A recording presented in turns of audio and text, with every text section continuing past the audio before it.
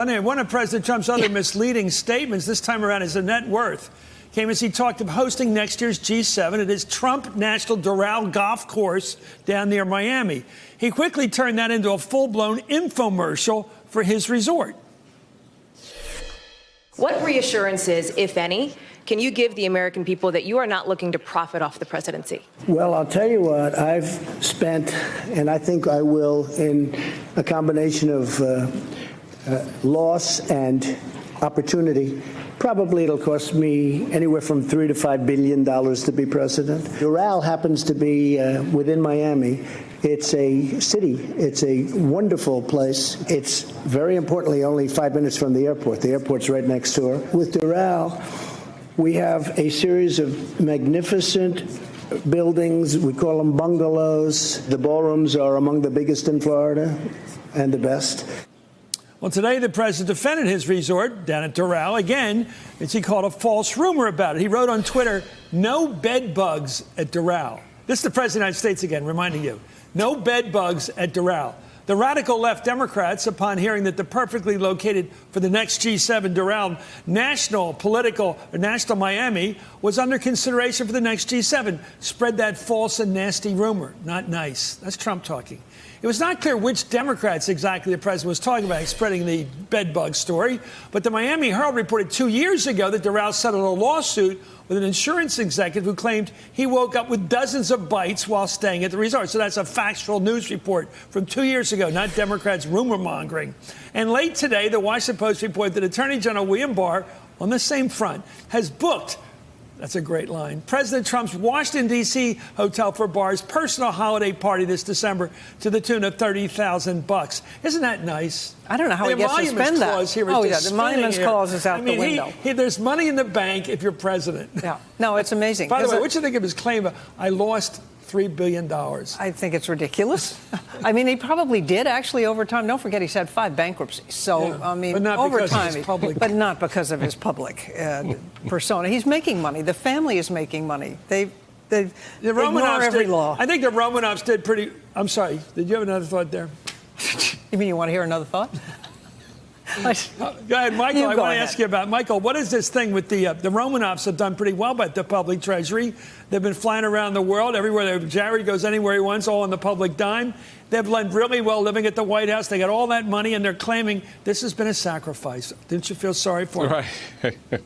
Well, the problem is that I think in any other era or typical relationship between, the congressional legislative branch and the executive branch with this kind of behavior and spending under scrutiny, that the Congress would make it very clear that it would have no tolerance for it and take the Constitution personally down to the White House and have read to the president what the emoluments clauses really mean. But that's not what the reality is here. So unless there are consequences for these decisions, again, supported by the Attorney General who's hosting his $30,000 Christmas party or holiday party at Trump Hotel, they will continue to behave this way, and they will continue to pursue their, financial pursuits, irrespective of what we say about the emoluments clause or whatever the Constitution may or may not mean. Because who's going to challenge that? Who has standing to bring that kind of claim before a court? And that's been our problem as a country watching this unfold. Well, for shamelessness, there's nothing like it. If there's an emoluments clause that's in the Constitution, which there is, and it says you can't accept gifts. How about this? Trump says you will give me gifts. You will spend the money, and you will spend it on my golf resort if you're one of the G7. So it's not only accepting gifts, it's demanding them. I'd say, Senator, that is an escalation in violation of the Constitution, demanding gifts from foreign leaders, all G7. Maybe he's asking for some money from Putin, but he wouldn't do that. He'll take money from anybody. But here's the deal. He's taking it from taxpayers every day in his Trump hotel and the rest. And the reason there's been no court case on the emoluments clause so far is no president, Republican or Democrat, has ever done these kinds of things. But I will say about the Doral, if the best you can say is there are no bed bugs, I think they have to go somewhere else.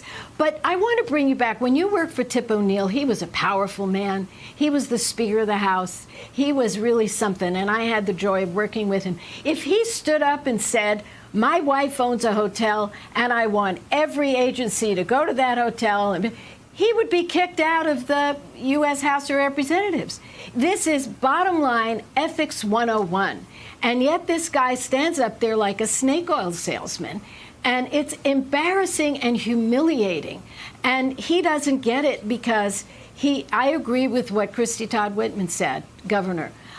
He's unstable. He doesn't get what he's doing. I don't think he does. Senator, it's great to have you on.